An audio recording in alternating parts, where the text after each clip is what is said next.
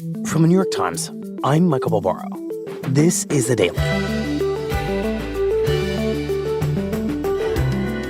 President Trump says that he is pausing some of the tariffs that took effect overnight. He announced a 90-day pause on most of his new tariffs. After promising that tariffs against dozens of countries were here to stay, no matter how much they hurt businesses or the stock market, President Trump has abruptly reversed course. A universal 10% tariff is in place while country-specific deals come together and sector-specific tariffs remain. It looks like the U.S. has blinked. Except when it comes to China. The president also saying that he will raise the tariff on Chinese imports now up to 125%. Today, Jonathan Swan on why the president changed his mind, and David Pierson on why China won't back down.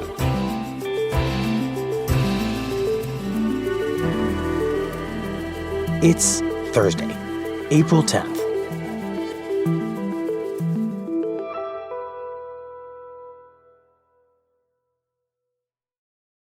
Hey, Jonathan. Thank you for coming in very last minute and joining us. Thanks for having me. So the question here is very simple. Why did Donald Trump reverse himself here and take the off-ramp from these tariffs that none of us thought he was very likely to take? What happened here? Well, if you listen to the public explanations from his aides, this negotiation went exactly the way we had hoped it would go. This was the plan all along. As I told everyone a week ago, do not retaliate and you will be rewarded. The Treasury Secretary, the press secretary. Many of you in the media clearly missed the art of the deal. You clearly failed to see what President Trump is doing here. The genius out of the deal strategy to isolate China and, negotiate with the rest of the world. The entire world is calling the United States of America, not China, because they need our markets, they need our consumers, and they need this president in the Oval Office to talk to them. Right. This was all pre-planned. Yeah, that's not true. Behind the scenes, what actually happened, and we're still getting more detail now. My colleagues, Maggie Haberman, myself, and others on our team have been reporting this out. But right, it's only 5 o'clock. We haven't had all that much time to make sense of basically a 3-hour-old pause. Yeah, but based on the conversations I've had in the last 2 hours, I can say with confidence that this was a decision driven by fear of a full-blown financial panic and crisis. It is true that Scott Bessent, the Treasury Secretary, and others in Trump's orbit have been, for several days now, trying to talk him towards a more tailored tariff strategy, one that would not punish allies as harshly as America's worst trade adversaries, and one that would potentially isolate China while putting a freeze on other countries to negotiate, which is where they ended up.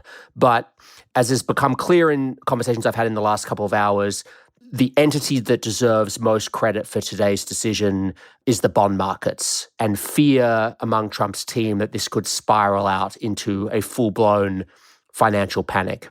So just explain the meltdown, Jonathan, in the bond market.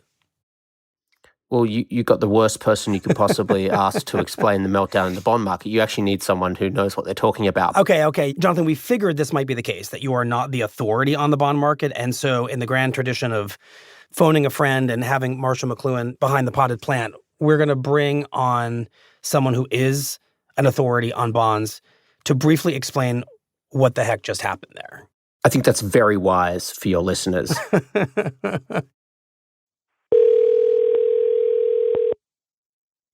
Hello? Hey, Peter Goodman. Michael Barbaro. How are you, sir? Good. Also, a hello to Jonathan Swan, who has just acknowledged what I would acknowledge in this moment, too, which is that the bond market is pretty hard to explain. So we decided to call you and ask you to just briefly explain what happened in the bond market, because as Jonathan just put it, that felt decisive in the Trump administration's decision to hit pause on the tariffs. That terrified them, Jonathan just said. So what happened? Why would it merit terror from this administration? Sure. So there are not a lot of sure things in this world, but one of them is that in times of crisis, people around the world buy the US dollar, and specifically, they buy US government bonds. Because there's this built-in assumption that whatever happens, war, aliens invade, whatever, the US government's going to endure. And that appears to have broken down, not fully, but at least in the margins.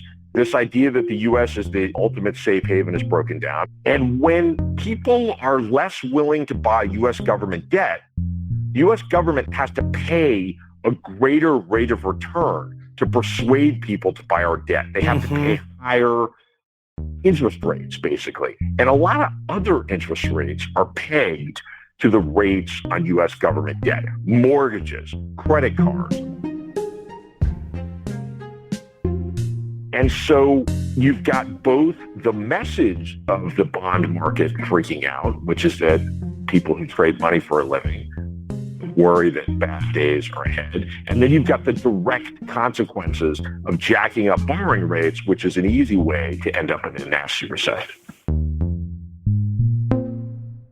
God, just to make sure I understand, traditionally you buy a bond, you basically loan the United States government some money. You are 1,000% sure that money is going to come back with a little extra. All of a sudden, people are fearful that might not be the case. The government might not be so dependable. They start selling these bonds, and it starts to mess up all other kinds of borrowing rates around the economy. And that's how you suddenly get into a situation where this all starts to go really sideways. Yeah, I mean, your mortgage goes up. Well, you're going to spend less on other parts of the economy, which means you're depriving businesses of income. Maybe you're not going to buy that house you were thinking about, and now housing prices don't go up as much, and some developer doesn't make as much money as they hoped, and construction companies get less business as a result. This is how economic downturns happen. One key trigger is when the cost of borrowing money goes up, and especially quickly, that can be a real shock to the system. Got it. And that shock is exactly what happened today in the bond market. Okay, Peter, this is really helpful. So thank you. Thank you. Okay. Jonathan, do you get it now? I kind of got it before, but not in a way that was going to be very useful to your listeners. I'm glad you got Peter on. Well, perhaps you could have done it just as well. We'll never know. No. You made the right decision. So what else is factoring into the White House decision beyond the bond market? When we had been talking to you a couple of days ago, there were all these CEOs knocking on the president's door and saying, this is not sustainable. None of that mattered. It was just the bond market suddenly going haywire, or was it all kind of becoming one big collective untenable situation? Well, I don't want to pretend omniscience here. It's very hard to kind of get inside Trump's head. As I said to you in the last time we talked, the only thing you could really go by is what he's saying privately and what he's saying publicly. And the two things were pretty much the same, which was these tariffs are great. They're bringing in money.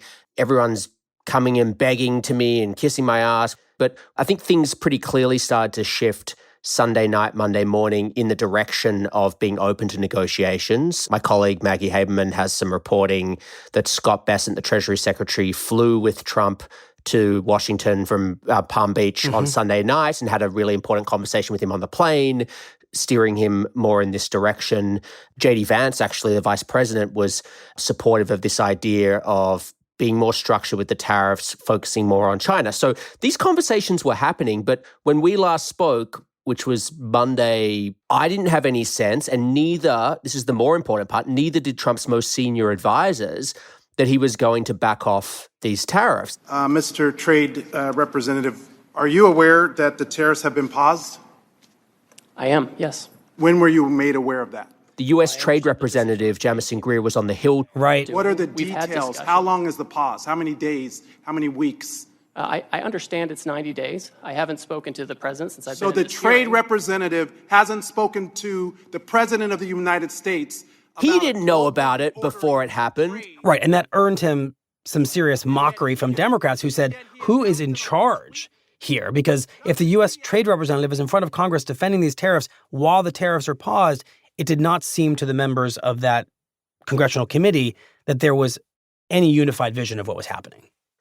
Right, but this just goes to show how quickly this all came together and how much it was driven by pressure, external pressure and anxiety rather than something that was preordained, the plan all along. I mean, give me a break. So, Jonathan, we're learning something, it seems pretty important about this president, which is contrary to our belief that after the first term, he was no longer swayable by market forces when it came to something like tariffs, that if the markets went down, even if perhaps the bond market started to go haywire, he was deeply committed to this vision of tariffs. That was our thinking. And the markets were not going to take him off that position. And then... Can you walk us through your thinking about why you decided to put a 90-day pause? Well, I thought that people were jumping a little bit out of line. They were getting yippy, they were getting a little bit yippy, a little bit afraid. We hear something very different, including the president personally in front of the White House acknowledging that people were getting the yippies. That was his word. Beautiful. The bond market right now is beautiful. But yeah, I saw last night where people were getting a little queasy. And so clearly this is a president conceding that he is at the mercy of the markets to a degree. For sure. And what we did today was we located his pain threshold. He actually withstood way more pain. Right, $10 trillion in wealth wiped out. Yes, this was not term one Trump until now. It required genuine fear of some of his top officials that this really could spiral out of control. This could bring about a recession on his watch. Trump has privately, certainly in the last 2 years, he's been talking about, I don't want to be Herbert Hoover. Talks about 1929 a lot privately. This idea that some catastrophic Great Depression type event could happen on his watch. He really fears that. And up until now, what he had seen in the markets obviously did not lead him to the conclusion that he could be Herbert Hoover. And I think the signals that they were seeing today tipped him over the edge. I'm curious what it does to Trump's credibility going forward to have that pain threshold reached in such a short period of time, less than a week when it came to these tariffs. And so if you're the rest of the world looking at whether Trump and his administration can stand by these difficult positions like tariffs that he said were a long-term project to bring jobs back to the U.S., who's going to believe him the next time he wants to create leverage in one of these situations? Well, I don't want to speculate because I haven't talked to any foreign leaders since the pause, and I'd like to talk to a few before I give you any commentary on that. But what I will say is, even before this decision today, you had a crisis of credibility in which allies, foreign governments did not know whether they could trust the president's word, whether his negotiators actually spoke on his behalf. Mm-hmm. I have spoken to a number of foreign officials who really struggle negotiating with this White House because they don't know if their interlocutors are going to have the rug pulled out from under them from the president any minute. So Scott Bessent, the Treasury Secretary, talked today about more than 75 countries have reached out for negotiations. They're going to be, quote unquote, bespoke. Each one is individual, blah, blah, blah. Well, that's fine, but I think that it's not going to be so easy to negotiate necessarily with all these different countries because they don't necessarily know that they can rely on the word of the United States after all of this turmoil, after all of this rug pulling. And I think that's actually going to be the real challenge. Again, asking you to do something that perhaps is a little uncomfortable for you, which is to speculate on what happens next. But is there any sense that in 90 days, the president would ever restore these tariffs, knowing the amount of trauma they inflicted on the U.S. and the global economy? Or is the sense that they have every incentive to do deals and not bring these tariffs back across the world? Well, I'm not going to make a speculation about what Trump might do, but I think the markets already have. I think the market reaction to this, as exuberant as it was, suggests that people think that the idea of Trump launching a global trade war against allies and adversaries alike has, passed.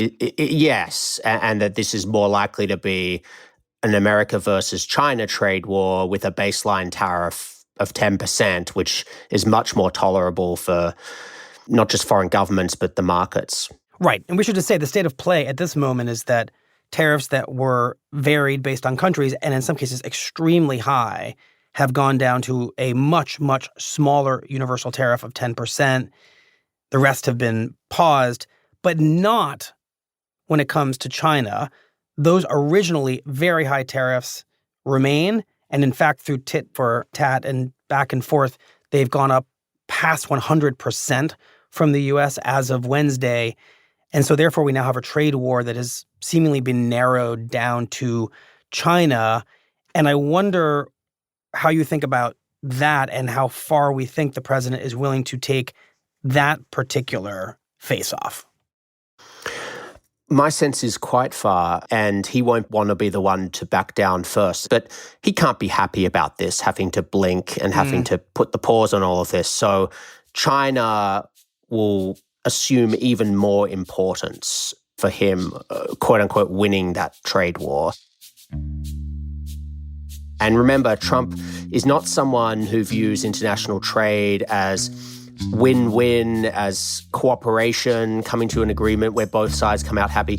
He sees it as zero-sum with a clear winner and a clear loser. And he will not want to be the first person to back down and quote-unquote, lose this trade war against China. So depending on what China does, I think is the real question about where this ends up, because I don't see Trump wanting to back down first.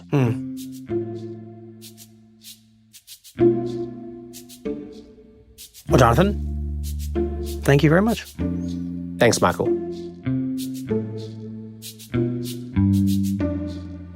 After the break, Rachel Abrams talks to our colleague, David Pierson, about how China and its leader are likely to respond. We'll be right back.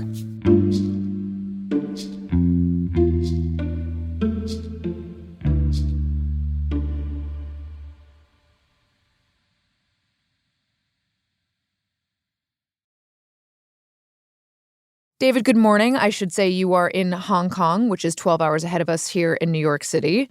And I do want to share that when this story about the new tariffs on China broke at around 2 p.m. Eastern time on Wednesday, we here at The Daily were debating how early is too early to call you and wake you up. 5 a.m., maybe 6 a.m.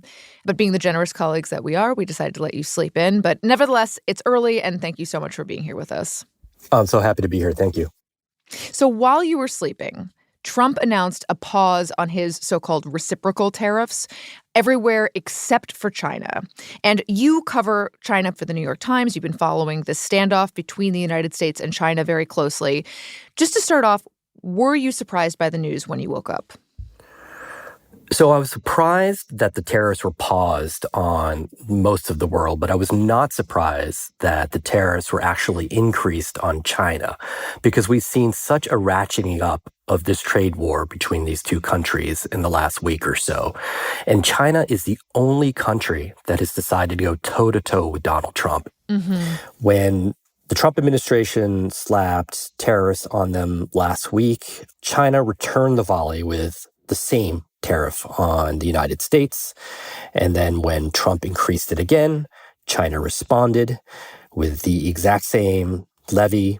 And now here we are today with a whopping 125% tariff on Chinese goods. And now we're waiting for China's response to that. Right. China will now be subjected to sort of a staggering figure, 125% tariff. That number has just been going up and up and up. What is the state of play in this trade war at the moment? Like, what is China's appetite for negotiating right now? I think China wants this trade war to end. Its economy has been struggling for a few years now because of a property crisis. They've built too many houses and there aren't enough buyers right now. And so there's been a problem with deflation, with rising debt. And the only thing that's been driving growth in the economy is manufacturing and exports. And the biggest single market for China is the United States. About 15% of its exports go to the United States. Now, that's a smaller share than it was a few years ago, but it's still a massive part of China's business model. So basically, because China has all of their eggs in this export basket, so to speak, they're extremely vulnerable if all of those exports suddenly become much more expensive to export. Exactly. They're going to have to find new markets, and there just isn't enough out there to absorb all these things that China usually sells to the United States. If a trade war is going to be so painful for China, potentially, why wouldn't they just be motivated to cut some kind of a deal? Like, even if it's a deal that is really just a victory in name only for President Trump, why would they not be motivated to give that to him? National pride and political legitimacy is on the line for China's leader, Xi Jinping. He is not going to come to the negotiation table under duress. He wants China to be treated like an equal to the United States. He has built up an image of himself as a strongman in China, someone who's responsible for rejuvenating China's sort of greatness. And so he cannot afford to look weak at all. The legitimacy of his rule, of the Communist Party, rests on him being able to stand up to the United States. So it really feels like you have two leaders of two of the world's largest economic powers who both feel like they need to project power. They cannot back down. They cannot capitulate. Any deal that they strike would need to save face. And all of that seems like sort of a bad combination from the standpoint of trying to de-escalate and strike some kind of a deal that's productive for both sides. So I'm curious, David, what could they do here? So China, of course, still has other levers that it can pull to inflict some pain on the United States. There are still many big American companies that are invested in the Chinese market. You know, it's something that American businesses have drooled over for decades. And they can go after those companies. It can also go after Hollywood. It could block more films coming into China. It could then also target some of the states that produce agricultural commodities that China imports from the United States. Those are generally states that voted heavily for Donald Trump. It could also decide not to allow a sale of TikTok, which has been a front burner issue for President Trump. Lastly, and this is the most risky of the options, it could also devalue its currency to make its exports more competitive in the global marketplace. The problem with that, though, is it would raise tensions with other countries that are worried about Chinese overcapacity and having too many Chinese cheap goods flood their country. If both sides don't reach a deal and this whole thing does keep ratcheting up and escalating in the ways that we've already been seeing, what does that look like, just practically speaking, for both China and the United States? Well, from the United States, American consumers are just going to see prices go up. Mm-hmm. They're going to order things from Amazon and be shocked by what they're paying for whatever you're ordering from China, which is a lot of things. Mm-hmm. From the Chinese side, this is going to make a bad economic situation even worse. That means higher unemployment. That means factories going idle. That means goods that are just sitting in warehouses and not being able to offload it onto other countries. But ironically, in the long run, this could actually help China. It could actually accelerate the one thing they really, really need, which is to reform their economy away from exports. They can't be this one-trick pony. They have to find a way to get more people in China to consume things kind of like Americans so that their economy is on a more sustainable footing. And the problem is the government knows this, but to make that reform requires painful changes that have been really slow and hard to make so far. This is also interesting because it is so similar to the arguments that Trump has been making. Like, both of these leaders feel like what's happening now could be better for each of their countries in the long term after some short-term pain, long-term gain. Yeah, that's true, except economists have been telling China that it needs to reform its economy for years, whereas economists in the United States are very skeptical about President Trump's plan and how it would bring manufacturing back to the United States. In the meantime, China would definitely prefer status quo because then it could work on reforming its economy without facing the pressure of a trade war. David, you've been watching this dynamic between China and the United States for years. And what we've seen in the last few weeks, and obviously in the last 24 hours, represents just a massive disruption to that relationship. And I'm just curious what you think is the most fundamental shift that all of this represents. So right now we're still in the brinksmanship phase, I think, of the trade war. There's still some room where they're jockeying for some sort of acceptable solution where both leaders save face. But what this disruption has reminded us is that there's a chance these two largest economies in the world could actually divorce, what we call decoupling. And if that actually happens, we'll speak of it as a sort of before and after times. To be sure, we're not there yet, but we're closer than ever before. And you have to think about the U.S.-China relationship for the last 5 decades. The glue has been business. It is the bedrock of almost 50 years of bilateral relations. You take that glue away, then everything is on the table now. The two most powerful countries can't get together and talk about all the other problems facing the world today, like climate change, like pandemics, like financial crises.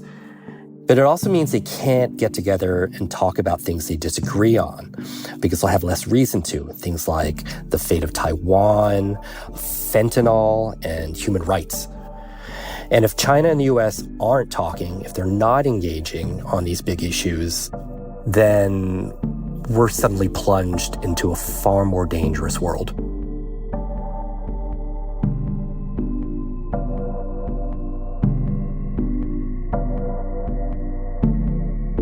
David, thank you so much. Thank you, Rachel.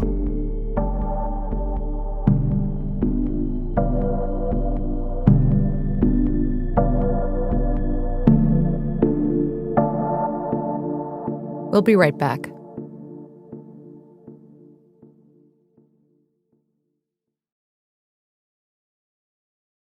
Here's what else you need to know today. On Wednesday, the House of Representatives passed legislation that would bar federal district judges from issuing nationwide injunctions, the latest attempt by Republicans to undercut judges who have blocked President Trump's agenda. Trump and his allies have been frustrated by how frequently district court judges have struck down his executive orders on issues ranging from deportations to mass firings at federal agencies. But the bill faces an uphill battle in the Senate, where Democrats and moderate Republicans are expected to oppose it. Today's episode was produced by Claire Tennisketter, Mary Wilson, Carlos Prieto, and Nina Feldman. It was edited by Maria Byrne and Paige Cowan. Contains original music by Marian Lozano, Elishaba Itu, and Rowan Nemisto, and was engineered by Alyssa Moxley. Our theme music is by Jim Brunberg and Ben Landsberg of Wonderly.